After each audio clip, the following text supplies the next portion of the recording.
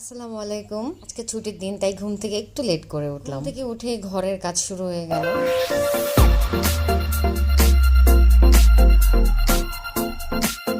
যেহেতু আমরা বাসায় দুজন, তো ভাবলাম যে আজকে স্পেশাল কি করা যায়। যেই ভাবনা সেই কাজ, চলে গেলাম খাসির দোকানে। খাসি এনে ধোয়া টোয়া প্রায় শেষ। খাসির মাংস রান্না করার সব থেকে জটিল পার্টটা হচ্ছে খাসির যে স্মেলটা থাকে, সেই স্মেলটা ছাড়া রান্না করা। আর সেই জন্যই খাসির মাংসটাকে ভালো করে ধুয়ে নিয়ে লবণ আর ভিনেগার দিয়ে 10 মিনিট ভিজিয়ে রাখলাম। তারপর সামান্য একটু টক দই দিয়ে ম্যারিনেট করে রাখলাম আরো 10 মিনিট। এরপর কড়াই বসিয়ে নিয়ে পরিমাণ অনুযায়ী তেল ঢেলে নিলাম। তেলটা একটু গরম হলেই তাতে দিয়ে দিলাম গরম মশলা। মশলাটা হালকা ফ্রাই করে পেঁয়াজ কুচি দিয়ে নিলাম।